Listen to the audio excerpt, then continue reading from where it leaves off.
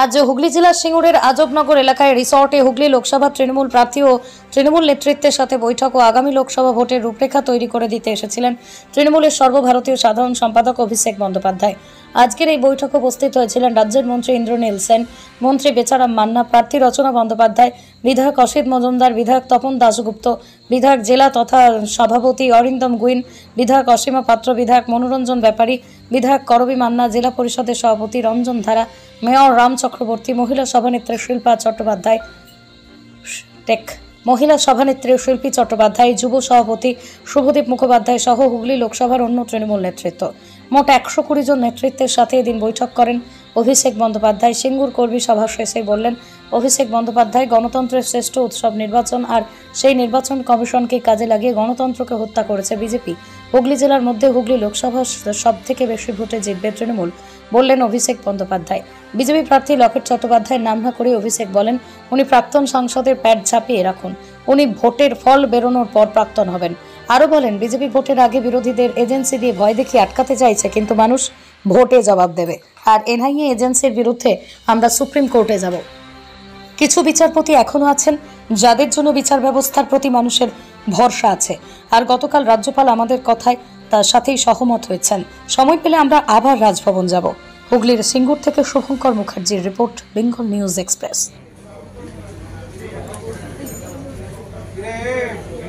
খারাপ পরিণতি আগামী 4ই জুন যখন ফল বাক্স খুলবে তখন দেখতে পাবে। Congress is why not supporting you? Congress is internal matter. How can I say? And I cannot even ask them what to do and what not to do. They know what is best in their interest, and they have every right to take their own decisions. আপনার কি মনে হয় BJP সর্বভারতীয় স্তরে 200 পার করবে?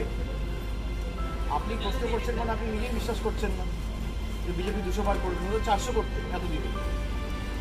BJP তো সব জায়গায় বলছে আপনি বার 400 পার, আপনি বলছেন 200 পার করবে, তার মানে আপনি নিজেরাই বিশ্বাস করছেন যে বিজেপি নিজে তাদের কর্মীদের কাছে যে টার্গেটটা সেটা সেট করেছে সেটাও একটা জুমলা।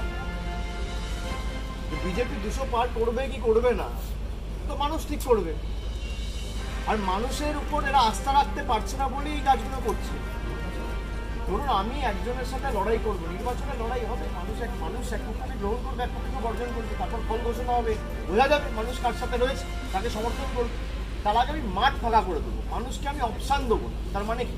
আপনি গণতন্ত্র ধ্বংস করতে চাইছেন। আপনি লেভেল প্লেইং ফিল্ড আপনি চান না, নিরপেক্ষ, অবাধ, শান্তিপূর্ণ, গণতান্ত্রিকভাবে নির্বাচন হোক। আপনি সিটিং চিফ মিনিস্টারদের জেলে তুলে দিচ্ছেন। আপনি বলুন না, এসপি এনআইএ এর সাথে বৈঠক হওয়ার পর তৃণমূলের অঞ্চল সভাপতিদের বাড়িতে এনআইএ যাচ্ছে, আগে যাচ্ছে না কেন? আপনি রেড করুন, আমাদের কোনো অসুবিধা নেই। ভারতবর্ষের প্রধানমন্ত্রী বলছে ভ্রষ্টাচারীও খিলাফ মেরা লড়াই है। আপনি শুরু করুন হিমন্ত বিশ্ব শর্মা, অজিত পাওয়ার আর শুভেন্দু অধিকারীকে দিয়ে। এই তিনজনকে মিলিয়ে কেলেঙ্কারির পরিমাণ প্রায় 1.5 থেকে 2 লক্ষ কোটি। আর আপনি ভ্রষ্টাচারের বিরুদ্ধে লড়বেন, এটা বিশ্বাসযোগ্য হতে পারে? এটা কোনোদিন বিশ্বাসযোগ্য হতে পারে না। আপনি লড়ুন না, আপনি পিক অ্যান্ড চুজ করছেন। আপনার কাছে যে বশ্যতা স্বীকার করে মাথা নত করছে, বিক্রি করছে, তাকে আপনি ধোয়া তুলসী পাতা বানিয়ে দিচ্ছেন। আর যারা মাথা উঁচু করে লড়াই করছে তাদেরকে ইডি সিবিআই দেখিয়ে দিকে। এখনো বিচার ব্যবস্থা রয়েছে বলে আমি বললাম না, দেশটা বেঁচে রয়েছে। আমি আশাবাদী যে মানুষ কখনো এই ধরনের লোকেদের পছন্দ করে না, এই ধরনের পরিবেশ পরিস্থিতি, এই ধরনের রাজনীতিকে সমর্থন করে না, এবং এর বারে বারে প্রতিফলন আমরা বিভিন্ন নির্বাচনে দেখেছি। যারা ভেবেছিল এই সিপিএম এর, আপনি যদি উদাহরণ নেন, কোনোদিন সিপিএম ভেবেছিল যে আমরা ক্ষমতাচ্যুত হবো বাংলা থেকে? আজকে সিপিএম এর আসন সংখ্যা বাংলায় 0, লোকসভায় সিপিএম এর আসন সংখ্যা 0। আপনি দেখবেন এই বিজেপির কি পরিণতি। আপনি অমিত শাহকে প্রশ্ন তো করুন। Dada, 100 companies of central forces Bengal in spite of not a major law enforcement. দেখুন, কয়েকটা জায়গায় আমাদের যেখানে সাংগঠনিকভাবে সমস্যা ছিল, আমি বিস্তারিত সংবাদ মাধ্যমের সামনে ইন্টারনাল পার্টি মিটিংয়ে কি আলোচনা হয়েছে এটা বলতে পারি না। তবে তৃণমূল মমতা বন্দ্যোপাধ্যায়ের নেতৃত্বে এবং বিশেষ করে হুগলি লোকসভা কেন্দ্রে ঐক্যবদ্ধ, এবং আমরা সর্বোচ্চ ব্যবধান এই জেলার মধ্যে হুগলি লোকসভা আসন, যিনি লোকসভা ভোটে 2019 সালে নরেন্দ্র মোদীর নাম করে জিতেছিলেন আর আজকের দিনের স্বপ্ন দেখিয়েছিলেন। আমি নাম করব না, আমি তাকে খালি বলবো যে আপনার প্রাক্তন সাংসদের প্যাডটা খালি ছাপিয়ে রাখুন, সময়ের অপেক্ষা।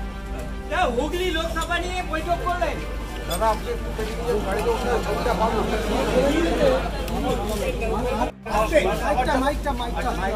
সকালের সময় চাই দাদা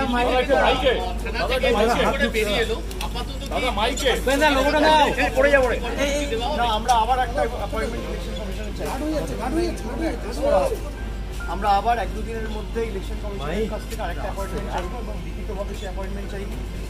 এবং যে তথ্যগুলো আমরা তুলে ধরেছি জনসমক্ষে এনেছি অত্যন্ত সিরিয়াস, সবাই দেখেছো সেখানে, যে সেখানে ভিজিটার্স লগবুক থেকে শুরু করে এসপি উপর থেকে নিচ অব্দি, বিশেষ করে এনআইএ ডিরেক্টর, কারণ আমি এসপি মর্যাদা অফিসার, আমার মাথার উপর একজন ডিরেক্টর জেনারেল রয়েছে, আমি তার অনুমতি ছাড়া একজন পলিটিক্যাল ফাংশনারির সাথে, বিশেষ করে যখন আদর্শ আচরণবিধি চলছে তখন মিটিং করতে বা বৈঠক করতে পারি না, তাও আমার নিজের বাড়ি দপ্তরে নয়। সুতরাং খালি এনআইএ এসপিকে ডেকে পাঠালে হবে, লোক দেখানি তার বিরুদ্ধে একটা শোকজ জারি করবো বা তাকে ডেকে একবার ধমকাবো বা চমকাবো। ওয়েস্ট বেঙ্গল ডিজির বিরুদ্ধে যখন আপনি অভিযোগ করেছেন তখন তো খালি একটা এসপিকে চেঞ্জ করে বসে যান, আপনি চেঞ্জ করেছেন যখন ডিজিকে চেঞ্জ করেছেন, তাও 48 ঘন্টায় 2 বার। তাহলে এখানে এনআইএ ডিরেক্টর কেন চেঞ্জ হবে? এনআইএ ডিরেক্টরের দায়িত্ব তো এখন স্বরাষ্ট্র মন্ত্রকের নয়, স্বরাষ্ট্র মন্ত্রকও এখন নির্বাচন কমিশনের অধীনে, তো দায়িত্ব নির্বাচন কমিশনের, নির্বাচন কমিশন এই দায় এড়িয়ে নিতে পারেন, এটাই আমরা বলেছি। সুতরাং আমরা আশাবাদী যে নির্বাচন কমিশন যে পক্ষপাতদুষ্ট আচরণ করছে এবং যেভাবে বিরোধী দলের কর্মীদের, আজকেও দেখবেন আমাদের হাইকোর্টে আমরা গেছিলাম, সেখানে নো কোয়ার্সিভ দেওয়া হয়েছে যে নির্বাচন পর্যন্ত কোনোরকম কোনো কড়া ব্যবস্থাই এদের বিরুদ্ধে নেওয়া যাবে না। আমরা ধন্যবাদ জানাই হাইকোর্ট, সুপ্রিম কোর্টের এখনও অনেক বিচারপতি রয়েছেন যারা সংবিধানটাকে বাঁচানোর জন্য, গণতন্ত্রকে বাঁচানোর জন্য জীবন প্রাণ লাগিয়ে কাজ করছে। আমরা তাদের কাছে কৃতজ্ঞ। তারা যদি আজকে না থাকতো দেশের সংবিধান বা গণতন্ত্র কিছুই থাকতো। গণতন্ত্রের সবথেকে বড় উৎসব হচ্ছে নির্বাচন, এবং সেই নির্বাচনকে কেন্দ্র করে এই গণতন্ত্রের খারাপ পরিণতি আগামী 4ই জুন যখন ফল বাক্স খুলবে তখন দেখতে পাবে।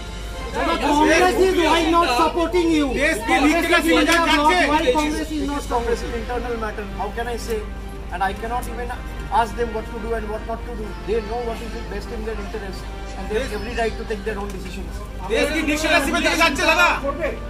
আপনার কি মনে হয় বিজেপি সর্বভারতীয় স্তরে 200 বার করবে? আপনি প্রশ্ন করছেন মানে আপনি নিজে বিশ্বাস করছেন না যে বিজেপি 200 বার করবে, না তো 400 করতে এতদিন। বিজেপি তো সব জায়গায় বলছে আপনি বার 400 বার, আপনি বলছেন 200 বার করবে, তার মানে আপনারা নিজেরাই বিশ্বাস করছেন যে বিজেপি নিজে তাদের কর্মীদের কাছে যে টার্গেটটা সেট করেছে সেটাও একটা জুমলা।